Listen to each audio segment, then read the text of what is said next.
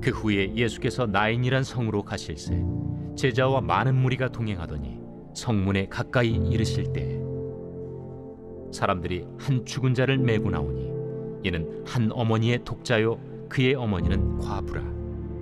그 성에 많은 사람도 그와 함께 나오거늘 주께서 과부를 보시고 불쌍히 여기사 울지 말라. 가까이 가서 그 관에 손을 대시니 맨 자들이 서는지라. 청년아, 내가 네게 말하노니 일어나라.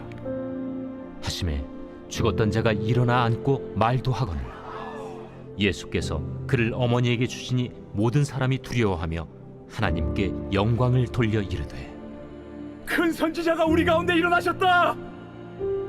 하나님께서 자기 백성을 돌보셨다.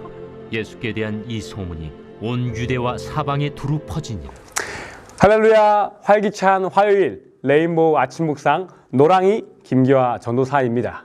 오늘도 아침 묵상을 통해 다시 시작하는 믿음으로 함께 하시는 여러분 되기를 주님의 이름으로 축복합니다.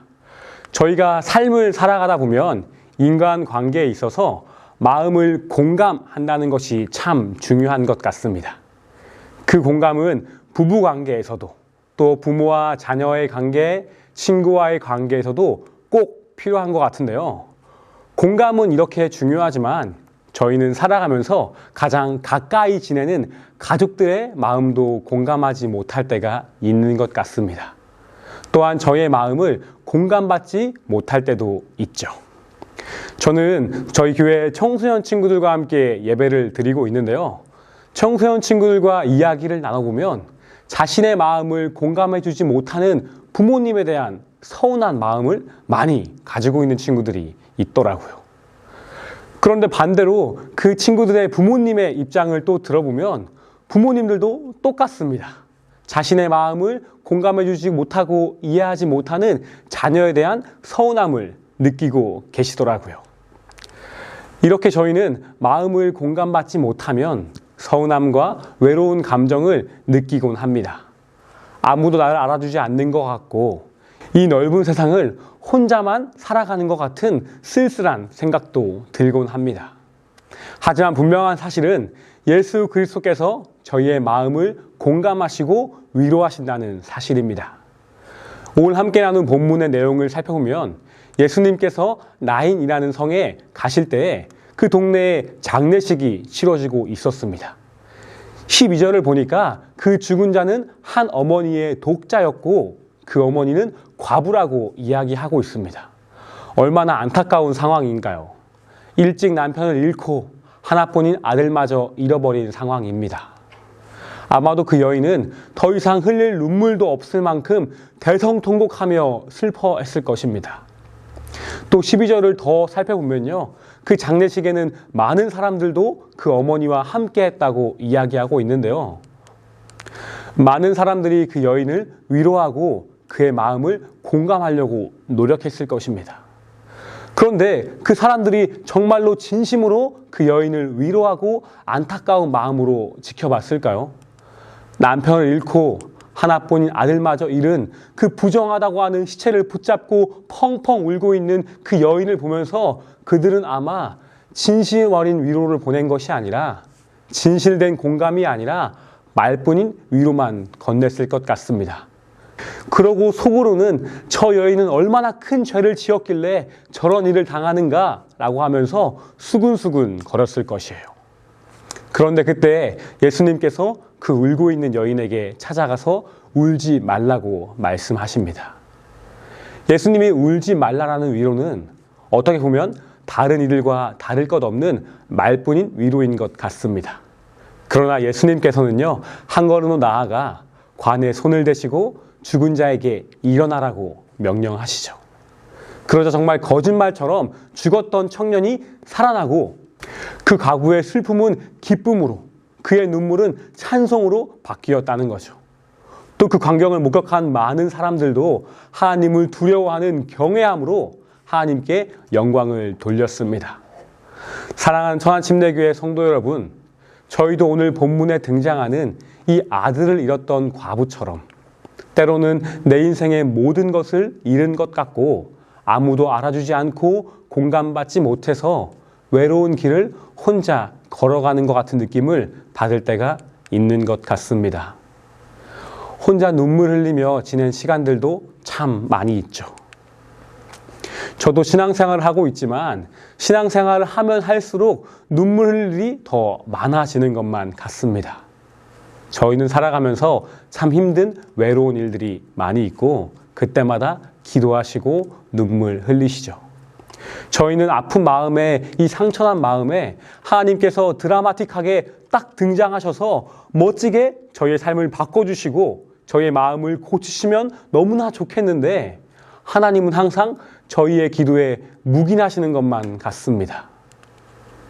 매일 힘들고 아픈데 하나님께서는 응답하지 않으실 때가 너무나도 많은 것 같죠.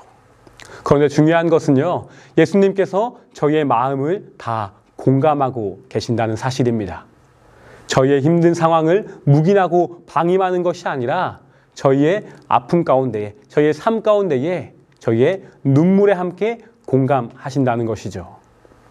성경을 보면요, 예수님께서 가장 먼저 눈길을 두셨던 곳은 아픈 자들, 소외된 자들, 병든 자들이었습니다.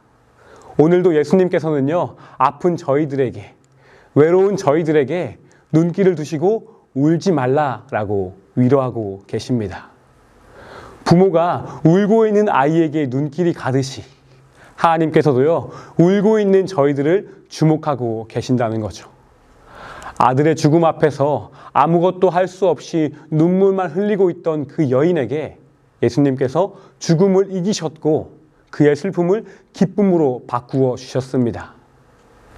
그리고 그 슬픔을 기쁨으로 변하게 하시는 놀라운 축복을 모든 믿는 자들, 저희들에게도 선물로 주셨다는 거죠. 때로는 저희 삶 가운데에 눈물 흘릴 일이 또 마음 찢어질 것 같은 어려운 일들이 수없이 많을 것입니다. 또 다른 누군가에게 말하지도 못하고 속으로 혼자 끙끙 앓고 있는 삶의 문제들 얼마나 많으십니까? 그러나 저희 천안침례교회 모든 성도님들은 하나님만 바라보고 아픔 앞에, 어려움 앞에 무너지는 믿음이 아니라 믿음으로 다시 시작하고 다시금 저희의 삶을 주목하시고 공감하시는 하나님을 의지하며 나아가는 모든 성도님 되기를 축복합니다. 2022년 천안침례교회 가운데에 하나님이 주목하시고 공감하시고 함께 하셔서 믿음으로 다시 시작하는 모든 성도님들 되시기를 주님의 이름으로 축복합니다. 함께 기도하겠습니다. 사랑하는 주님, 감사합니다. 오늘도 말씀 묵상을 통해 하나님의 말씀을 듣게 하심에 감사합니다. 하나님, 오늘 본문의 말씀처럼 그 아들을 잃은 과부의 여인처럼 저희 마음 가운데에 상한 마음, 아픈 마음, 어려운 상황들 가운데에 힘들고 지쳐야 할 때가 참으로 많은 것 같습니다. 하지만 주님, 그 주님께서 저희의 눈물을 기억하시고 공감하시는 그 하나님을 저희가 믿고 따를 수 있는 모든 천안침례교회 성도님들 될 수 있도록 축복하여 주옵소서. 어려운 상황 가운데에 힘들고 좌절하고 넘어지는 것이 아니라 다시 시작하는 믿음으로 하나님을 붙들고 믿음으로 시작할 수 있는 저희 모든 천안침례교회 성도님들 될 수 있도록 축복하여 주옵소서. 감사드리며 살아계신 예수님의 이름으로 기도합니다. 아멘.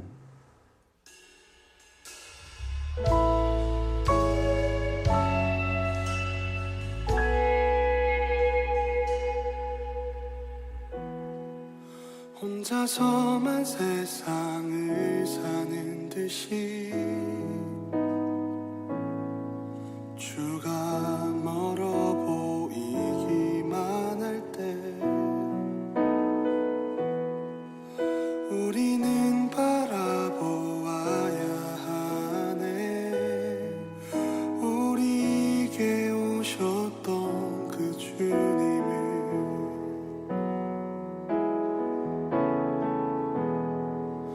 혼자서만 세상을 사는 듯이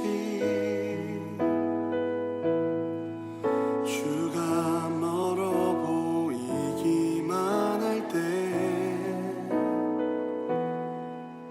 우리는 바라보아야 하네. 우리에게 오셨던 그 주님을